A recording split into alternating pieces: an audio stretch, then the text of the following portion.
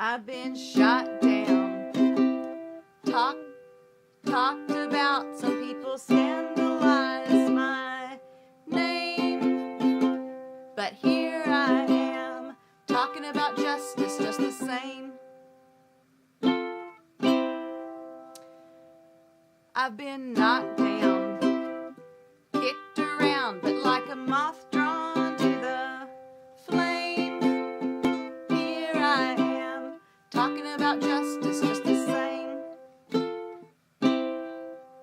I've been rebuked for the things I said, for the choices I've made, and the life I've led. They say they don't understand me, but I'm not surprised, because you can't see nothing when you close your eyes. They say I'm crazy, unwise, and that I seem to have no shame.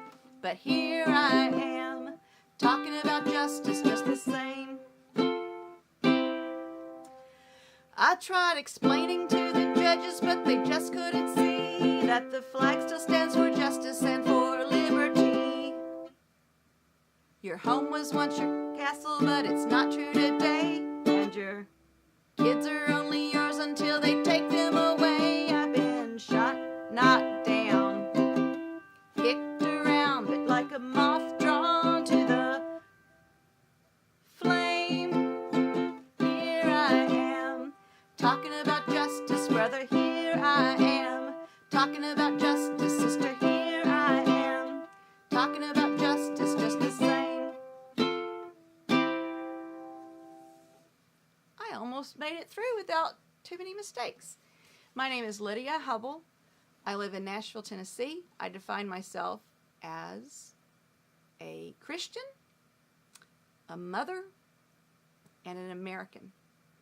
And this is a Larry Norman song called Shot Down. And I made some, I changed his words to reflect my experience, my life right now, and the lives of a lot of parents and children who are suffering because of the corruption in the family court system. Today is January 14th. I have not seen my 7-year-old daughter. Her name is Dilara Gider. I have not had any contact with her in 7 months because her father went to he didn't like me having the custody and visitation that I'd had her whole life. So he circumvented juvenile court orders and went around to 3rd Circuit Court of Nashville, Davidson County, and went to a lawyer, doesn't know anything about me, doesn't know me from Adam. And he and his lawyer told a whole lot of lies. I was surprised that the judge believed him. But basically the judge thinks I'm crazy. And even though there was no allegation whatsoever that I presented any harm to my child, he found me guilty of stalking Dilara's dad. What really happened? And I've got all this on. I've got a Facebook group page. That's where I do my ranting. It's free Dilara, Dilara Gider.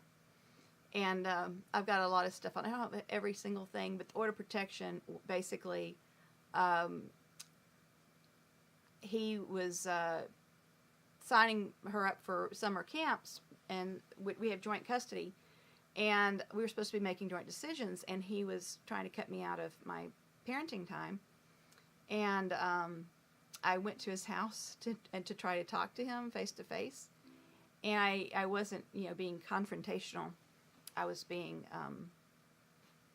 treating him like like I would want to be treated. I was, but anyway, he made a big fuss over it, and he pretty much set me up. I walked into his trap, and it kind of made me look bad to people who don't know me and who the spin they put on it.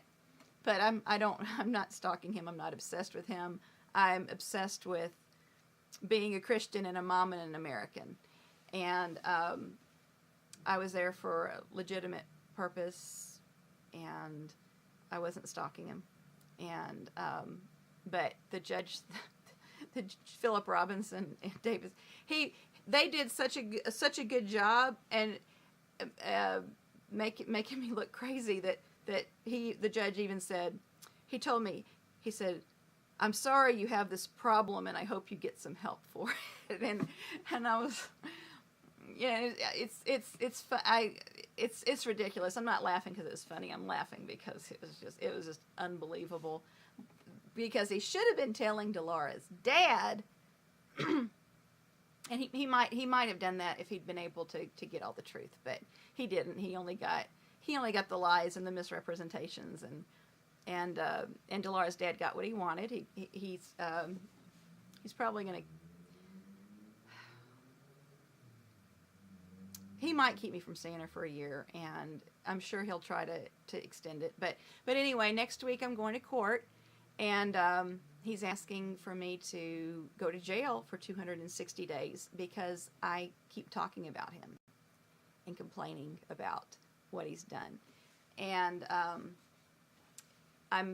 they, you know, when people do bad things, they want you to not expose it because they want to be able to keep doing it. And me talking about it might not stop it, but I have to do something. And if all I can do is make noise, I'm going to do it. And if I go to jail for 260 days at her dad's request, I mean, I'm not seeing her anyway. He's already got a court order, no contact for a year. So I went from being primary parent, seeing her every day. He was seeing her 5 days a week. I was seeing her 7 days a week because of the way we had the schedule worked out. And anyway, I've got lots of rants online, but I want to get my song in, and that's the best I've done. I've done this like 10 times. So this song is good to me, and this is the year that the money changers are going to get driven out of the temple. So all those people who are making money from tearing up families, it's going to stop. And it might not totally get stopped this year, but there's thousands of people, thousands.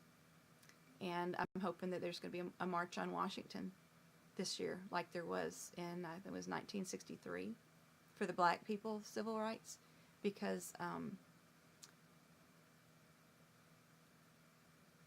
I don't think there is any right more divinely appointed, more irrefutable than a mother's right to parent her child. And there's lots of moms with empty arms. Christmas Day, I was crying and chatting online with 2 other mothers with empty arms. Christmas morning, like 3 o'clock in the morning. And we were all crying together. The Bible says, "Rejoice with those who rejoice and weep with those who weep." And we were weeping together. And we all had our children taken away for different reasons. And none of them were because we were abusive or neglectful. So there's a lot of pain out there. There's a lot of anger and frustration, and I'm hoping that parents won't lose hope. There's a lot of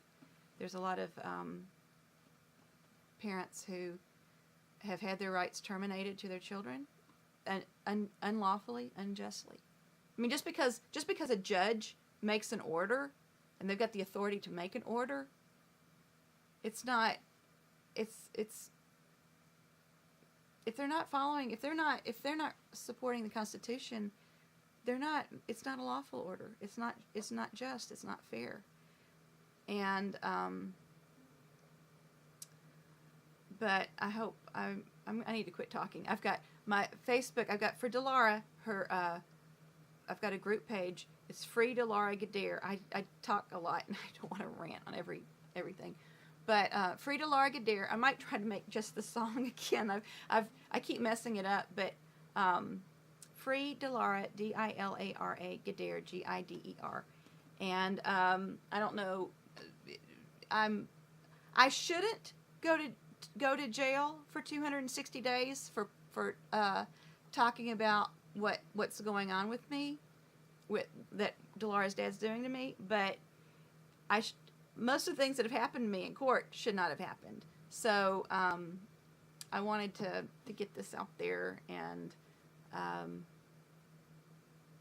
I just hope that all the parents who are going through stuff like this just don't lose heart. And I know some parents won't be reunited with the kids, because some of the parents get so upset that they commit suicide. And I know what that's like. And suicide's never the answer, ever. And if you kill yourself, your child won't be able to find you when they grow up. And that would be really sad. And parents who commit suicide, they're sort of leaving a legacy. Your child is more likely to commit suicide. So be strong. Be strong and courageous. That's from a verse in the Bible. And don't give in to despair, because then they win. If you give up to suicide, if you give up and just stop fighting and you lose hope, they win. Don't let them win. Don't. And there's so many people out there who feel your pain and are fighting your battle. And even if I get my daughter back, I promise I will spend the rest of my life, because I'm a Christian and a mother and American. And when I get my daughter back, I'll have more time. I'll need to spend more time on her. But I promise everybody, the rest of my life, I will do everything I can to help families, to serve God in my country, and encourage other people to do the same. Because if we all work together, we can make this, we can clean up the mess. We can. It takes a group effort, and it's going to take some time. And we need to put safeguards in place to make sure it doesn't happen again. And there's lots of people there's lots of groups who are working on that. And so if there's anything I can do to encourage you, my name's Lydia, Lydia, Hubble, Hubbell. And right now my picture is the redheaded Wonder Woman. My sister and I like Wonder Woman, and she's got dark hair and I've got red hair. So I picked that out because we need a Justice League. We need a Justice League of America, and the parents can all be part of the Justice League, and we can be setting an example for our kids, and we'll be able to tell stories, just like in the black people in the civil rights movement. It's unbelievable even to me. I was born in '66. It's unbelievable to me how badly black people were treated. So this is 2016. I want it to be unbelievable to my kids that parents were ever treated the way that parents and children were ever treated the way they've been treated here by the government. And I want that. This is the year I want it to stop. So help get the word out. This is very very. I think part of the reason it's gotten so bad is because people didn't know about it. So tell everybody. There's a lawyer here in Brentwood, Tennessee. Her name's Connie Reguli. It looks like Reguli, but it's Reguli. She's got a YouTube channel, Judicial Reform Now. She's there's just a lot of people. So if you're new to this, like I'm pretty new to this, and I'm kind of getting in with all these different groups. Facebook is incredible. It's like the Arab Spring, you know, they had with all this communication stuff going on with Twitter and Facebook and stuff. We need a revolution, and this my little song is part of that. And I hope it encourages you, like it encourages me, and I hope you'll even if you're not a victim of the system, if things don't change, sooner or later you will be. If you're not directly affected, your brother, sister, neighbor, best friend, somebody is going to end up getting hurt really bad. So let's just get the word out there and try to be positive and focus on solutions and love and forgive. But demand that the government and the judges uphold the Constitution. And another big thing is the judges need to start punishing perjury. I don't know how in the world people started thinking it's okay to go into court and lie about people and lie to the judges. But if the judges would put a stop to that, and if you get caught in a lie, they throw your case out, people would either stop going to court so much, or they'd start telling the truth. They'd look for different ways to solve their problems than to go lie about somebody and